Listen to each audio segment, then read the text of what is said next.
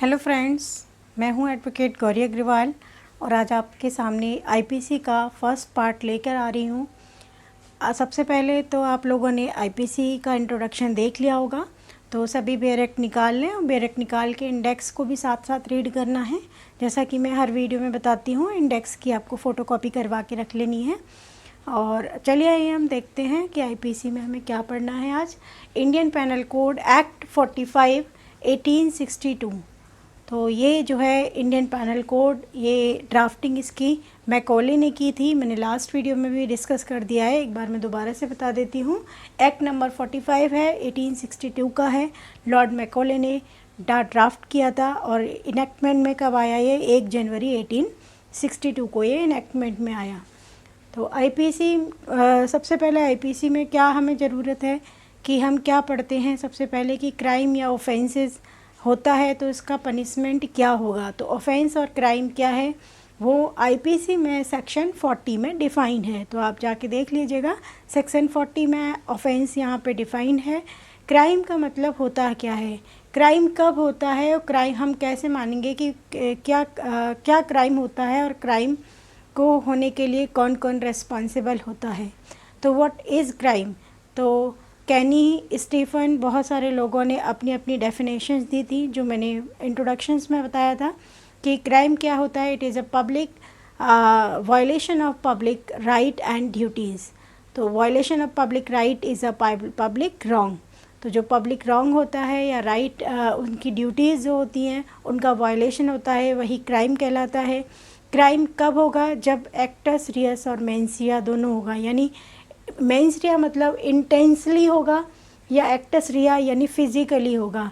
या तो हमने सोचा समझा है कि हमारी इंटेंशन है कि हम उस व्यक्ति को प्रताड़ित करेंगे या हम उसको प्रॉब्लम क्रिएट करेंगे, हमारा मेंटली है। या मेरा इंटेंशन है मैं चोरी करूँगी, मेरा इंटेंशन है मैं मर्डर करूँगी, मेरा इंटेंशन है रॉबरी करूँगी।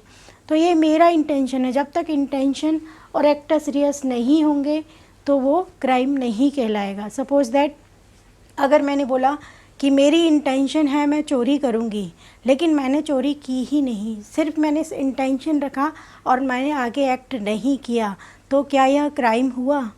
नहीं। तो क्राइम के लिए क्या होना ज़रूरी है?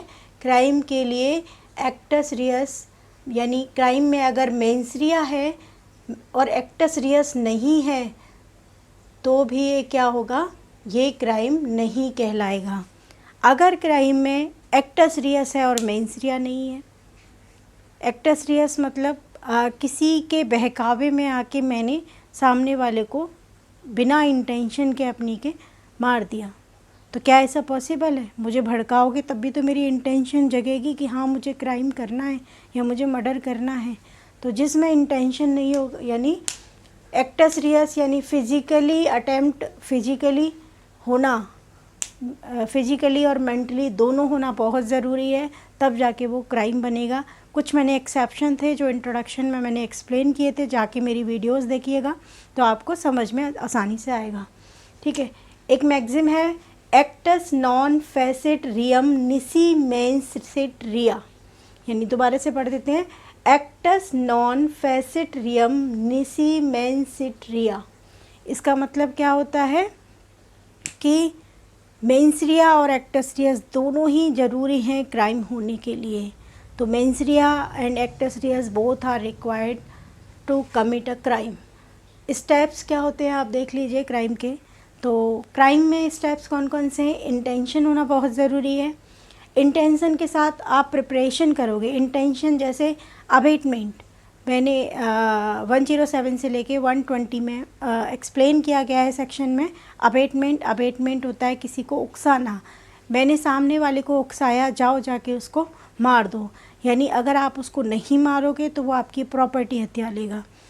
तो क्या हुआ? मैं सामने वाले को उकसा रही हूँ तो मैं उतनी ही रेस्पॉन्सिबल हूँ अबेट करने के लिए, यानी मैंने सामने वाले को अबेट किया है, इंटेंशनली मैंने उसको अबेट किया है, उकसाया है और उस सामने वाले ने वो क्राइम कर दिया। तो ये हो गया अबेटमेंट। दूसरा होता है क्रिमिनल कॉन्स्पिरेसी। चारों लोगों ने मिलकर, यानी एक मैं थी और मेरे बाकी 3 फ्रेंड्स थे, उन चारों ने मिलकर एक षड्यंत्र रचा कि हम क्या है, हम कल इस घर में चोरी करेंगे या हम उस घर में डकैती डालेंगे। तो क्या हुआ, ये हमारी इंटेंशन है, हम चारों उसमें इन्वॉल्व हुए, हम षड्यंत्र का पार्ट रहे। ठीक है, तो ये आपका इंटेंशंस के अंदर आ गए। Criminal conspiracy it is defined under section 120A and 120B। तो आपको सेक्शंस भी इसके साथ साथ लर्न करने हैं और बहुत ही आसानी से याद हो जाएगा लगातार आप और सेक्शंस को मेरा मानना है कि कहते हैं कि आईपीसी में एक बहुत सारे सेक्शंस हैं, 511 सेक्शंस हैं। आप उनको टुकड़ों में पढ़ोगे तो आपको टिप्स पे याद होंगे कि किस सेक्शंस में क्या है। पहले सब में डेफिनेशंस दे रखी होती है, उसके बाद उसके पनिशमेंट दे रखे हैं और पनिशमेंट भी बहुत अच्छे से बता रखे होते हैं कि सपोज़ दैट थेफ्ट है, थेफ्ट किस में डिफाइन है, 378 में। थेफ्ट में 379 में क्या है, उसका पनिशमेंट है। जैसे थेफ्ट हुआ, चोरी हुई, तो नॉर्मल अगर मैंने किसी का क्या किया, उससे बिना पूछे उसकी विदाउट कंसेंट यानी उसकी पेंसिल ले ली। यानी सपोज़ दैट मेरे पास यहाँ पे मैं दोस्त के पास घर आई हूँ और वहाँ पे मेरे पास पेंसिल रखी है, मैंने ये पेंसिल उठाई, यानी उसके डेस्क से मैंने ये पेंसिल उठा ली। कैसे, यानी उसके पोजेसन से, उसकी बिना कंसेंट से मैंने प्रॉपर्टी को मूव कर दिया। तो जैसे ही मैंने उसको एक जगह से मूव कर दिया, दैट इज़ थेफ्ट। थेफ्ट हो गया। अब उसका पनिशमेंट 379 में दे रखा है। अगर आपने थेफ्ट किया है नॉर्मली तो वो क्या होगा, वो उसमें कितने साल की सज़ा होगी, 3 साल की सज़ा होगी।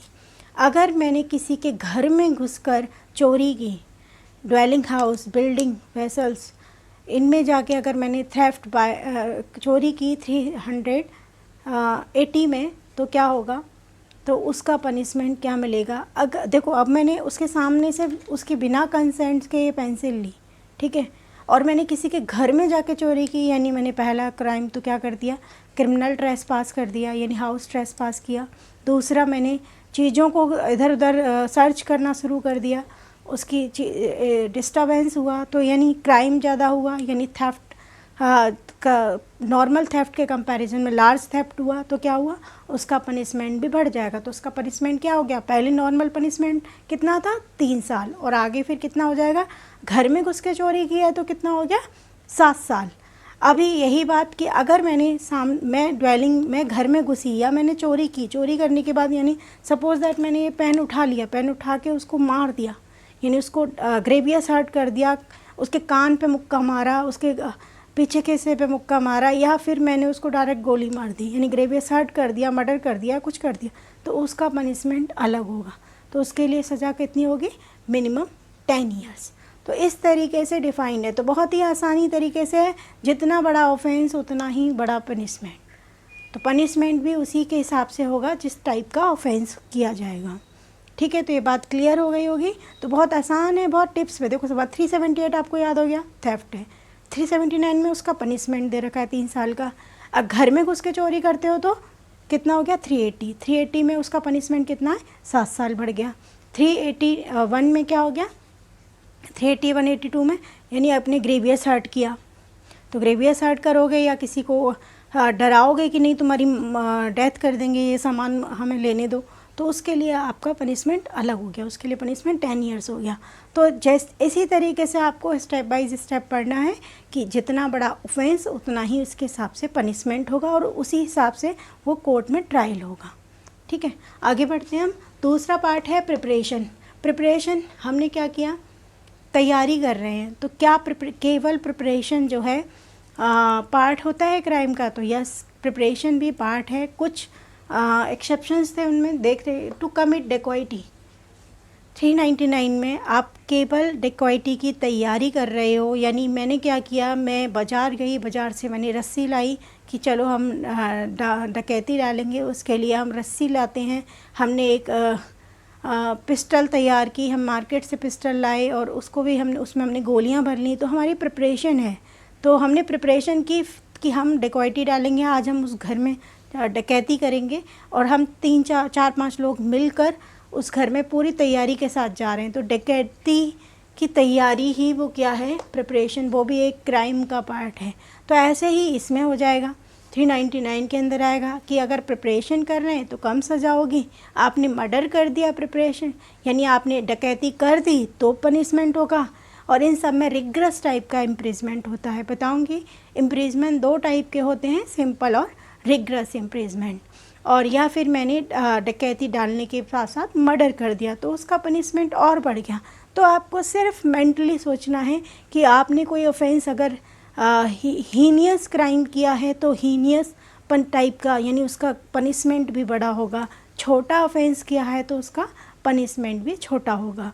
बिल्कुल दिमाग से सोचने की बात है, कॉन्सेप्चुअल है, पार्ट है, लर्न नहीं करना है, बस आपको स्टेप बाइज याद रखना है। अच्छा पहले ये स्टेप, सेकंड स्टेप में ये आएगा, थर्ड स्टेप में ये है, तो इस तरीके से आपको लर्न करना है।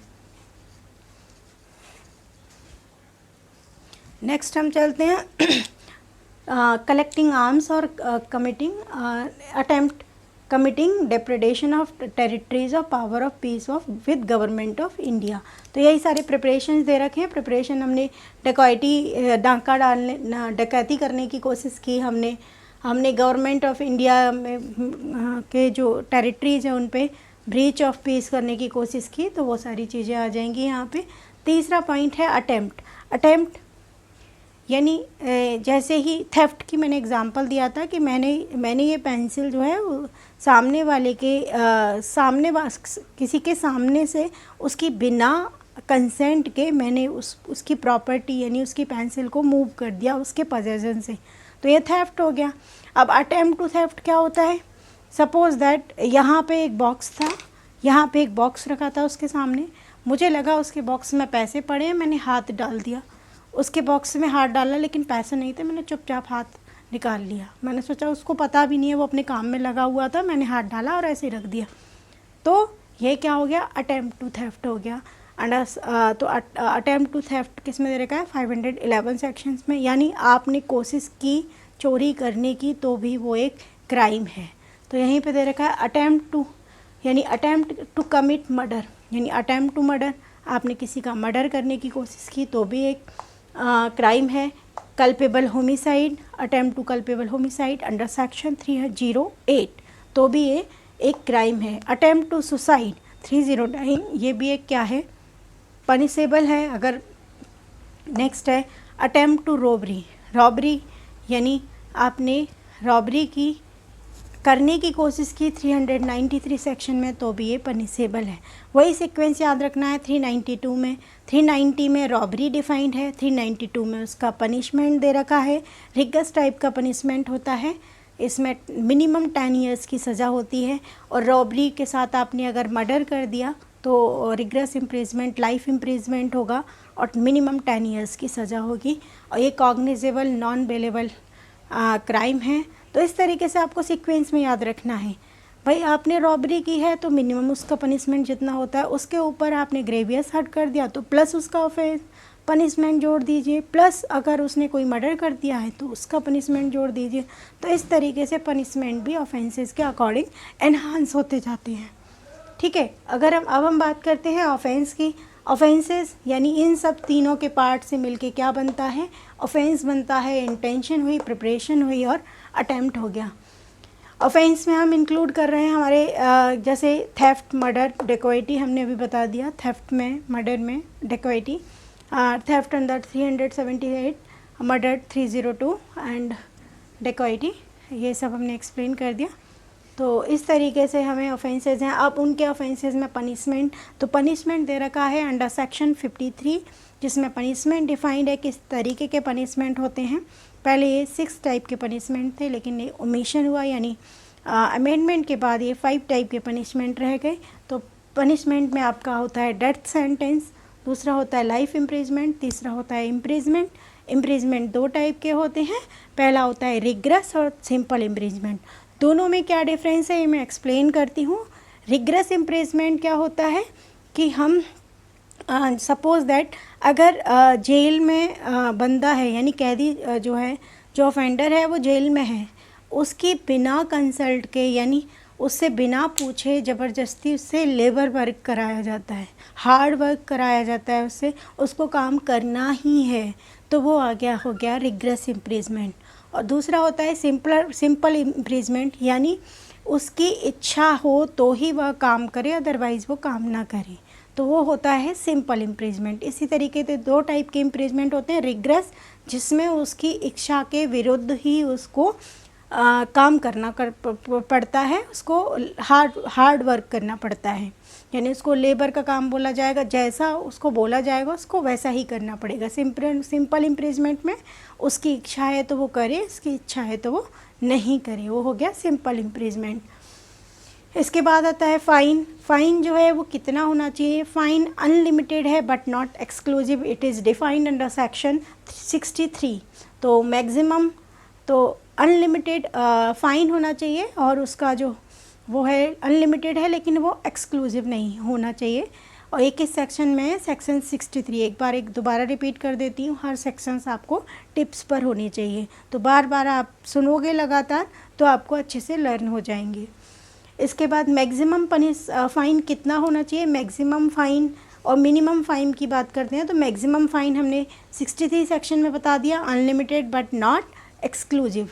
और मिनिमम फ़ाइन हमने बताया 510 में दे रखा है 10 रुपीज़ का। 510 में क्या दे रखा है? किसी ड्रंकन पर्सन का पब्लिक प्लेस पे उत्पात मचाना, यानी दारू पी के इधर उधर पब्लिक प्लेस पे हंगामा करना या ऐसे ही लुढ़क पुढ़क होना पब्लिक प्लेस पे, तो किस में आएगा? 510 सेक्शन में आएगा, जिसमें 24 घंटे की मिनिमम इम्प्रीजमेंट है और 10 रुपीज़ का फ़ाइन है। इसके बाद हम बात करते हैं फॉरफीचर ऑफ प्रॉपर्टी को जब्त कर लेना। तो इस तरीके से हमारे 5 टाइप के पनिशमेंट हो गए। डेथ सेंटेंस में किस सेक्शन के अंडर है? 121, 132, 194, 302, 303 यानी मर्डर अटेम्प्ट टू, ये 302 life convict, 305, 307, 364A kidnapping, 376A से लेके E तक ये रेप का है, ये स्टेट गवर्नमेंट के अगेंस्ट में है। तो यानी veg war against state government, ये डेथ सेंटेंस 121, 132, 194, 302, 303, 305, 307, 364A और 376A से लेके E तक। तो ये क्वेश्चंस भी मल्टीपल चॉइस क्वेश्चंस में पूछे जाते हैं कि डेथ सेंटेंस इसमें से किन किन सेक्शन में होगा, किन किन सेक्शन में नहीं होगा। तो ऑप्शन दे रखा होता है which of the following sections belong to the death sentence, options दे रखे होंगे, जैसे example option A 121, option 2 302, option 3 305 and option 4th one is 511। तो आपका ऑप्शन क्या आ गया? 511, क्योंकि 511 में क्या है? थेफ्ट, अटैम्प्ट टू थेफ्ट है, उसके लिए जो है आपने अटैम्प्ट करने की कोशिश की तो छोटी मोटी सज़ा होगी, उसके लिए डेथ सेंटेंस नहीं होगा।